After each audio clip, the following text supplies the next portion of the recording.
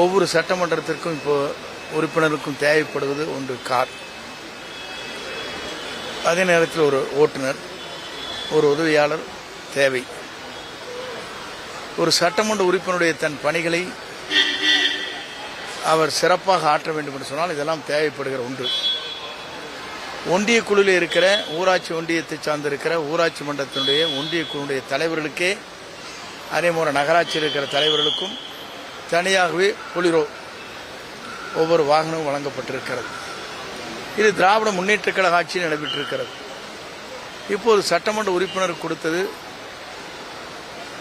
அவர்கள் எங்களுக்கு வேண்டியதில்லை என்று சொல்வதற்கு காரணம், அவர்கள் ஆட்சியிலே அதை நிறைவேற்ற முடியவில்லை என்ற எண்ணம் தானே தவிர வேறொன்றும் இல்லை. இல்லை கார் இல்லை, கார் உங்களுக்கு ஒரு கார் இருக்குது உங்கள் வீட்டில், உங்கள் குழந்தைக்கு போயிட்டு வரக்கு ஒரு கார் இருந்தால் ஹாப்பியாக இருப்பீங்களா இல்லையா?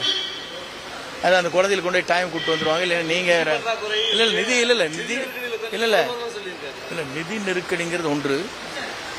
அதே நேரத்தில் தன்னலம் கருதாது அந்த பணிகளை ஆற்ற வேண்டிய கடமை சட்டமன்ற உறுப்பினருக்கு இருக்கிறது.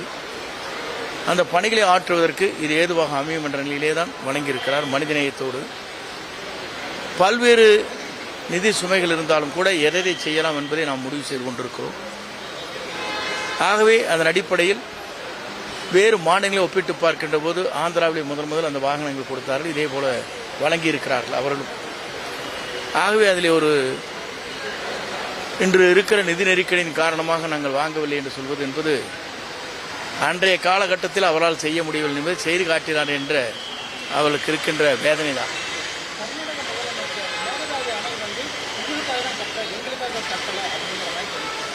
மேகதாது அணையை பொறுத்தவரை நம்முடைய முதலமைச்சர் தெளிவாக இருக்கிறார். ஒரு செங்கலை கூட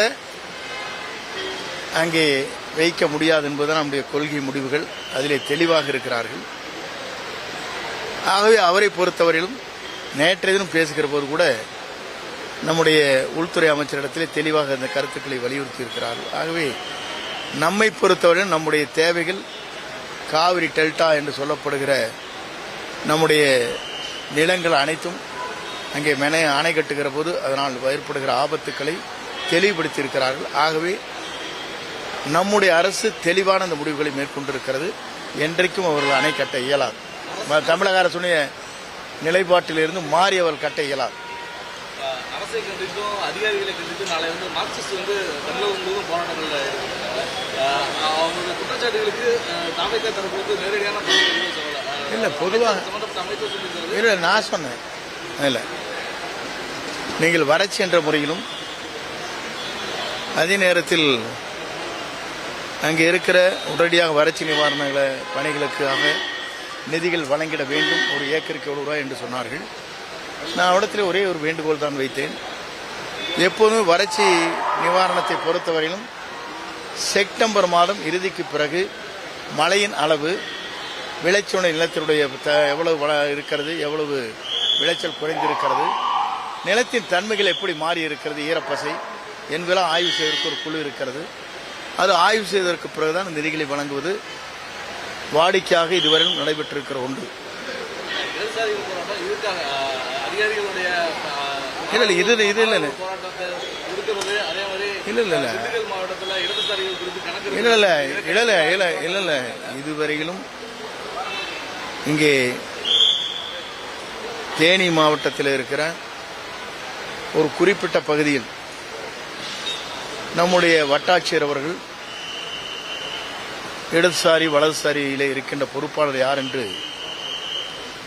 அங்கே இருக்கிற நிர்வாக அதிகாரிகளுக்கு உத்தரவு வழங்கினார். இந்த செய்தி எனக்கு இரவு 8:30 மணிக்குத்தான் இவர்கள் செய்தியை தந்தார்கள். அவர் எப்படின்னு சர்க்குலரை போட்டார். இரவோடு இரவாக அவர் எங்கிருந்து மாற்றப்பட்டார். அவர் மீது உரிய நடவடிக்கை மேற்கொள்வதற்கு துறை நடவடிக்கை மேற்கொண்டு வருகிறது. இல்லை அதான் சொல்றேன் பாருங்க. சட்ட ரீதியான நடவடிக்கைங்கிறது டிரான்ஸ்ஃபர் முதல் பண்ணியாச்சு, ரிலீவ் பண்ணியாச்சு. அதற்கு பிறகு சட்ட விதிகளுக்கு உட்பட்டு தான் நம்ம சர்க்குலர் இது பண்ண முடியும். அவங்களுக்கு நோட்டீஸ் கொடுக்கணும் விளையாட்டு இல்லை. இவங்க அன்னைக்கே கொடுத்து அது என்ன நோட்டீஸ் கொடுத்தான்னு கேட்க முடியாது. நீங்கள் 8:30 மணிக்கு நைட் சொல்கிறீங்க, 9 மணிக்கு அவர் ரிலீவ் பண்ணியாச்சு, ஃபர்ஸ்ட் ஒர்க் முடிஞ்சாச்சு, அந்த கடிதத்தையே வித்ட்ரா பண்ணியாச்சு. அதுக்கப்புறம் என்ன வேணுங்க? அதுக்கப்புறம் அவர் மீது என்கொயரி போடணும்.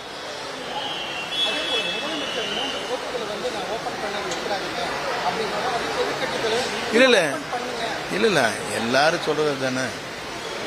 எல்லாருமே வீர முழக்கம்ன்றது வழக்கம் தான். அது அவருடைய முடிவுகள் எந்த தேதியில் எப்போது அறிவிப்பார் என்பது பொறுத்துன்னு தான் பார்க்க வேண்டும். இல்ல சொல்ல பொறுத்துன்னு தான் பார்க்க வேண்டும். அவர் சொன்னது இல்ல